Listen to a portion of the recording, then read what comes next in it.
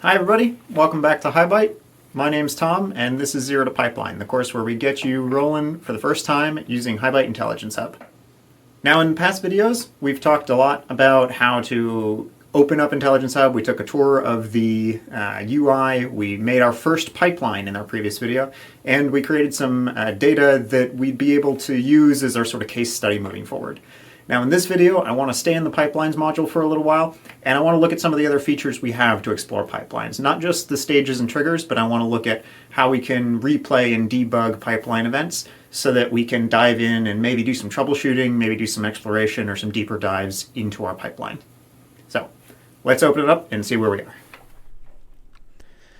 All right, I'm going to log back into Intelligence Hub. I'm already running. Let's take a look at our pipeline and just do a quick example or a quick look at what we already built. We built 3 pumps that are here generating data every 3 seconds, and we're writing that data out to MQTT.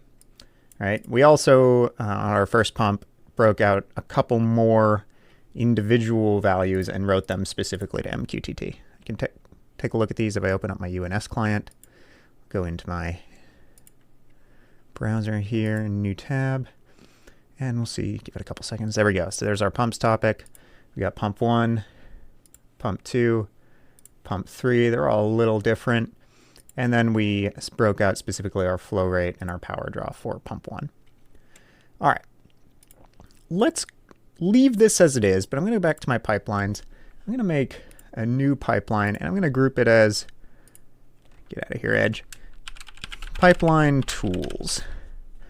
This will help us organize a little bit, and I'm going to call this demo tooling. Great. Finish, and here we are in our new pipeline. Now I think I'm going to go back to my connections for a moment and go to my MQTT and my inputs. I don't have any inputs right now. I'm going to make a new input for pump. We'll do pump 1 just to keep things simple. And I just want to be able to read some data in so that we have something to look at that's interesting. So I'm going to say pump 1. We're going to read in from topic. What was that? Pumps, pump 1. Right, so here we go. Pumps / pump 1. Great. I'll create that. I'll test that input. Oh, we might need a moment here so that we can write something. There we go. Test that input, and I've got pump 1 data. Great. So let's go back to my pipelines, and I could open this in I could leave my connection open there, then open my pipelines in a new tab. That might be a better way to do it in case I ever want to come back to my connection. We'll open up my pipeline, log in. You can see there's the folder I made, pipeline tools. We're going to go into that, and we're going to go into our demo tooling pipeline. Great. Let's see. Let's do some simple stuff here. Let's just get a pulled trigger in here. We're only creating data every 3 seconds, so we might as well read it every 3 seconds.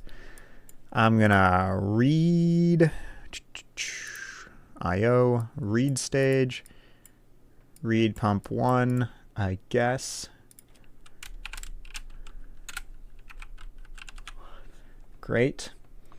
And it's gonna ask me here, what do I want to do with it? Do I want to keep the value that this trigger is generating, or and add to it using this merge, or do I want to just drop whatever was there before and inline the value that comes in? I'm going to do the latter because I don't really care about the example message or the kickoff message, but we'll look at how we can sort of investigate that in a moment.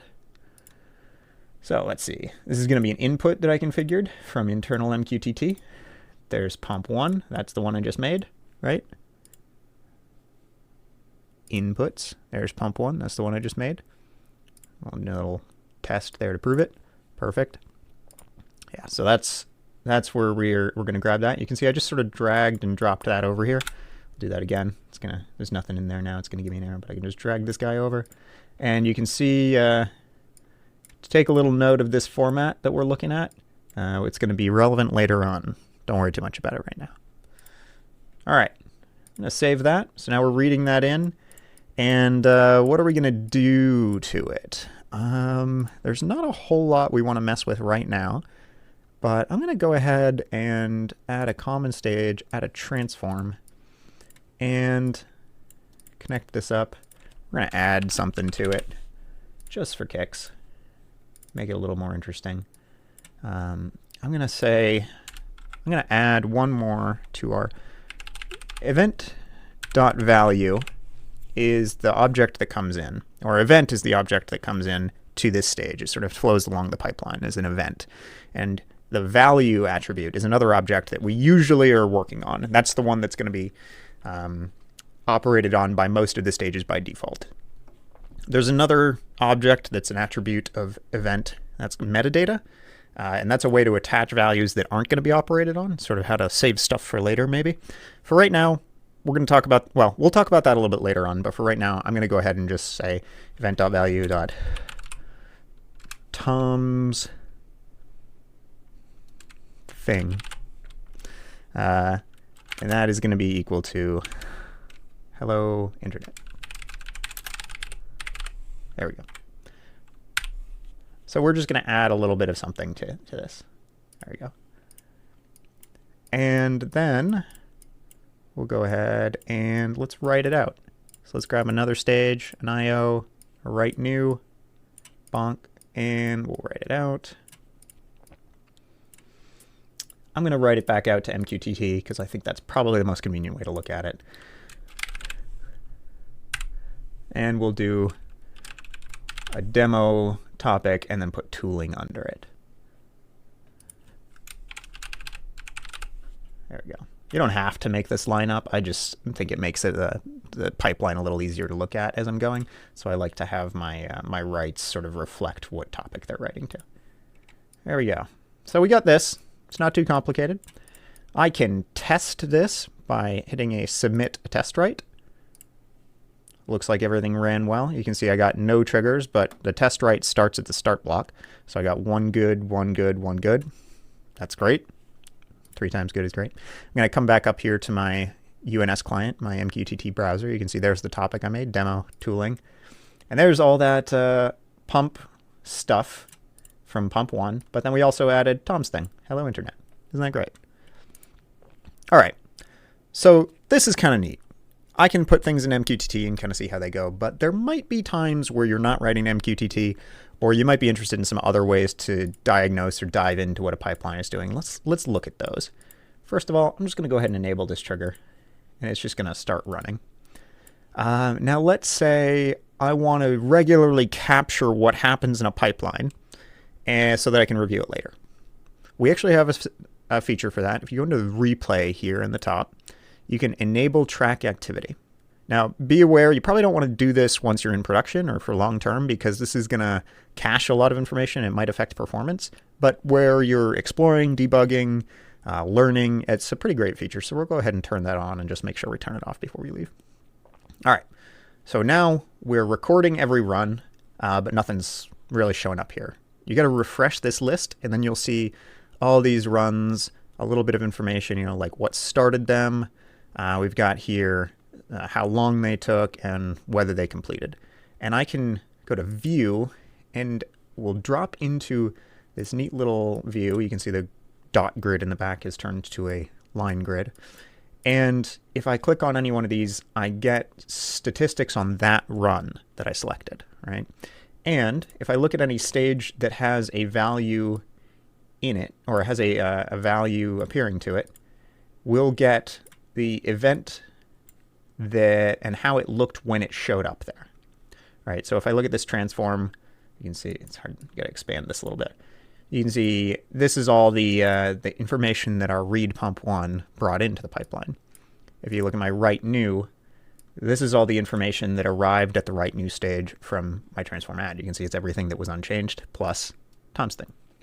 That's great. Now we got a pretty simple pipeline here. It's pretty easy to look through, but you may want to comb through some previous events, or if you had a strange error at some point that you weren't sure what might have caused it, this might be a good way to try and capture that if it doesn't happen every time. You want to record a few events to see when it does happen. When you're done looking at this, don't forget you got to exit your replay. So we're looking at a specific run. We're not editing our pipeline right now. So I'm going to go ahead here and exit replay.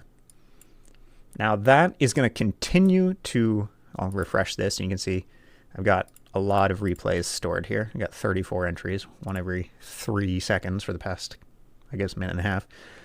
So when you're done here, go ahead and let's disable track activity just because I don't need this to save all the time. Okay. So I can clear this list. I don't need to keep all these. Maybe I would want to, but now we're back to running normally again. We already looked at the test option, so here you can just submit a simple test write, and that gets kicked off right here from the start block, like we saw.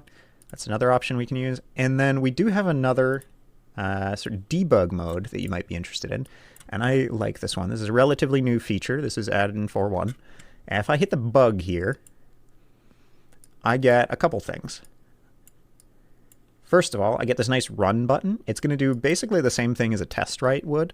It's just going to submit this value down through this start block. So let me actually go ahead and turn off this trigger just so that you can see. So let's go ahead and run. Bonk. Perfect. So you can see our trigger even says unused while debugging. So our debug runs are going to start here from the bug, from the start block, which turns into a bug to indicate that we're in the debug mode. And then you can see we had successful writes. Great, because not much is going on. The neat thing that I like about this is I can, let me adjust my screen a little bit here, make this easier to look at. I'll collapse my references pane over here, give us a little more space. I can select my stage that I'm interested in, and this is going to show me now both what the event looked like coming into the stage and what the event looked like coming out of the stage. Keep in mind our replays only showed us the event coming into each stage, and here we get the event coming in and coming out, and Intelligence Hub is going to go ahead and highlight any differences. So you can see across my read, I discarded everything that came from the original message, and I read in values from MQTT of pump 1. And you'll see here we also see the metadata. There is a field for this too in the replays, but the metadata is that other object that doesn't automatically get operated on. So this is what event looks like.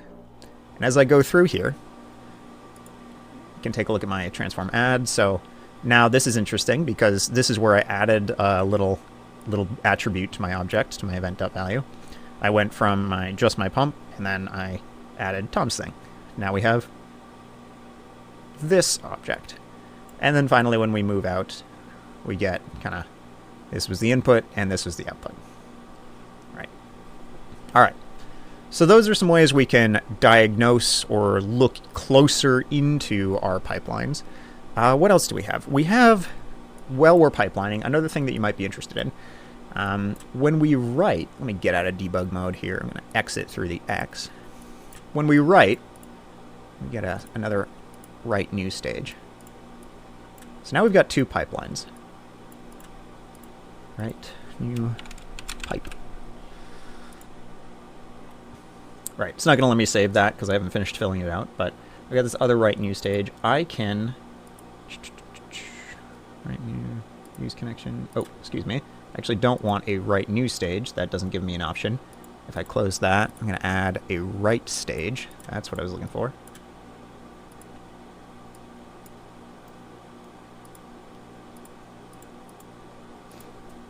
And here, let's grab these two next to each other. Make sure I'm... Yeah, so that's... A write new stage is going to ask specifically for a connection. But if we take a look at a write stage, we can target things that aren't connections. In fact, I could write something to a system, so I can write to an event log here, write some info to an event log, or I can write to another pipeline. Now, what this is going to do is send to another pipeline, and that's kind of it. This is a relatively common feature, or excuse me, a relatively old feature. This has been with us for a while. We've been able to send information from one pipeline to another. What we've added since then, see, I can just sort of connect this up and then say, send me to, pipeline. I've only got one other pipeline. I got my create pump data, and that's not really set up to do very much for us right now, but I could send this message into my create pump data. But we've added another function recently called callable pipelines, or sub-pipelines. We'll get into API stuff later, but this is something that we can also initiate and get values back through an API endpoint, but we can also set them up to be to do something for us just for another pipeline and use it as a sub-pipeline. Callable pipelines industrial API builder, sub-pipelines, they're all kind of the same feature, but accessible in different ways. Let me go back to my pipelines menu here for a second, and you can see I'm in the root, and then the pipeline tools that we've made for this video. I'm going to make a new pipeline in this folder, and I call it subpipe. All right. When I make a new pipeline from a folder, it's automatically going to give me this sort of folder that I'm in and set it up as a group as. I'm going to keep that. I think it's nice. And here we are with another new pipeline. So we got our subpipe. And here I'm going to have this not do a whole lot. I'm going to add another little nonsense. So I'm going to go here, just like we added Tom's thing before, we're going to add another transform. And this isn't necessarily the best way to add attributes to an event, but it's probably the simplest one from now. Remember, that was event dot, we want to write it into event.value. And then we're going to call it internet's thing. That'll just be a string. Hello Tom. There we go. A little reciprocity there. There you go. So transform, add a message, I suppose. Save. And then here, because we want to access this as a sub pipeline, I'm going to go into my control stages and give this a return value. Right? So this is going to say, all right, whatever comes in here, we're going to do this to it, and then we're going to send it back. This would be what gives our return code for an API, where we're using a sub pipeline. We're going to go down here and we're going to hit callable. So this is going to see, let's see if we get that tooltip. This will make this callable from the REST data server, from namespaces, and from other pipelines. We'll talk about namespaces and the REST data server later. Go ahead and enable that and save. Great. So now I have a pipeline that will add some attribute, internet's thing, and the value Tom, hello Tom, and then it will return the message that it receives. All right. Let's go back to our pipelines again. Let's save that a couple times for good measure. Pipelines. Let's go back into our demo tooling. You can see this is enabled. It has this features. This pipeline can be called, so that is a nice feature that it has there. You can see at a glance. I'm going to go back into demo tooling. And here we go. So this is our same pipeline. We're adding Tom's thing there, and then we're writing to tooling. I'm going to insert another stage here. Control, I'm going to insert this sub-pipeline stage. This is kind of fun. All right. Grab this here, connect it up. We have different options for if it returns a success or a failure. I'm just going to assume it's going to work right now. Maybe I should have tested that. But we'll go ahead, add that sub-pipeline, and it's going to ask me which pipeline I want to reference here. Now, it shows me all the pipelines that I've got available, but it calls out here like, hey, only these ones are callable. So you can only select the one we just made, subpipe. Let's go ahead and select that.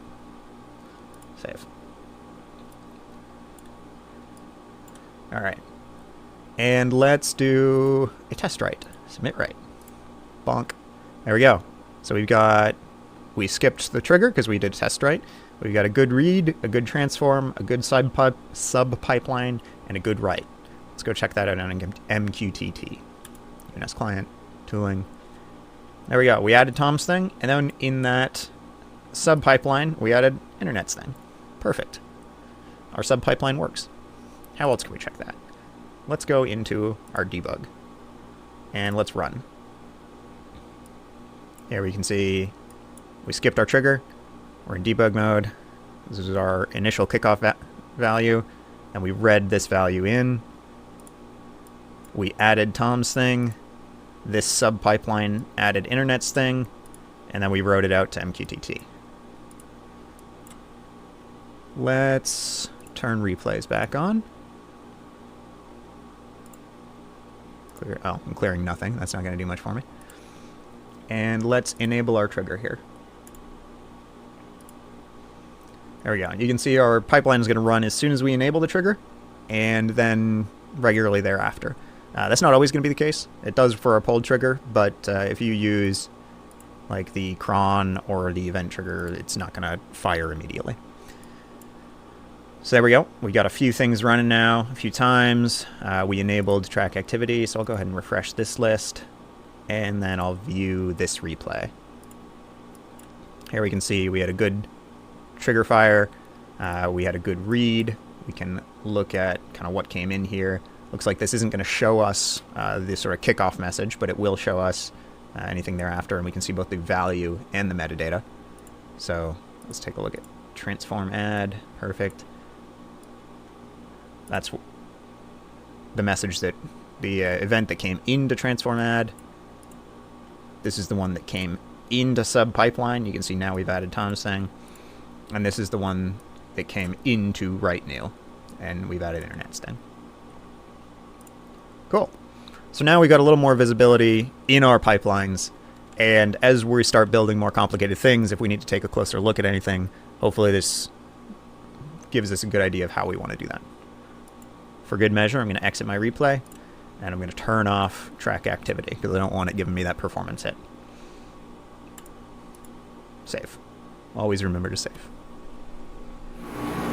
Alright, so I hope that gives you a good idea of some more pipeline tools that we have to look at. Now, in the next videos, we're going to take a look at some of the sample data that we created, how we can make it more uniform, and how we can both interact with it and homogenize it, make it more uniform in a programmatic way, so that we're not clicking the button every time we want to read a new one. Look forward to seeing you guys there. Hope you learned something today, and take care.